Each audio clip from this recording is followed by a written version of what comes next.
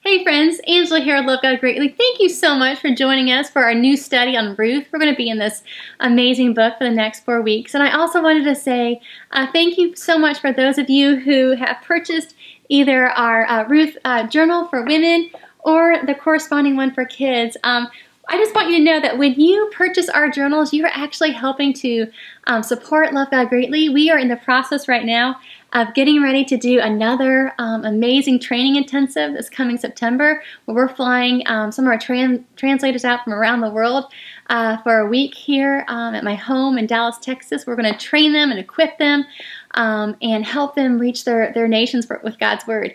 And this study, Ruth, has been translated into 18 different languages. And the amazing thing is that the whole book of Ruth is in this journal. And so as we translate these journals and we give them away and we send them out in 18 different languages around the world, we're actually sending a complete book of the Bible out.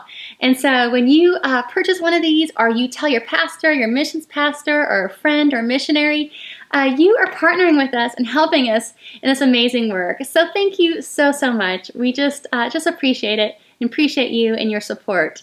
So getting ready to get started with Ruth chapter 1 this week.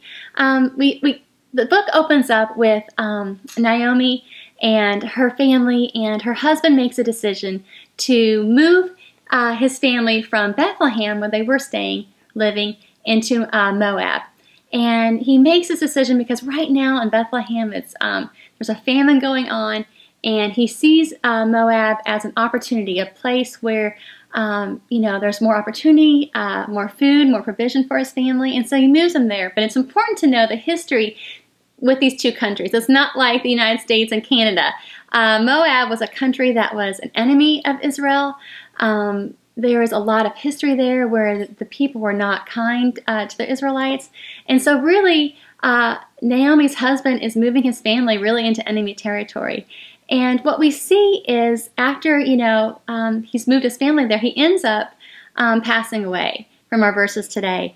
And just thinking about just the choices that we make in a life. And I just want to encourage us that, in life, we're all going to have times of hardness. We're all going to have times of famine in our lives. And what we see from these verses is just the importance of just staying, even if it's hard, even if it's times of discipline or struggle or famine, still staying in the promised land that God has given us and trusting Him to provide for us. And that's really what we learn here, is that we want to be women who don't live our lives based on what we see, but we're women who base our lives on our faith in God, and our faith in that He will provide. And so that's what I want to encourage you today, is that if you feel like you are at a time right now where you are living just in a place of famine, and you're really just maybe looking at other areas, looking at greener pastures, I want to encourage you to stay where God has planted you and trust Him to provide. Trust Him to provide for your needs.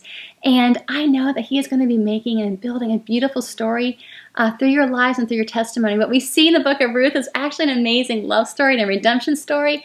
And just the details that we're going to be reading these next few weeks are just so amazing. But the first part, chapter 1, these first few verses, I just want to encourage you to stay where God has you planted and trust Him to provide. And I know He's writing a beautiful story through your life too. So thank you so much for joining us, and I'm excited to do these next 4 weeks with you. Love God greatly.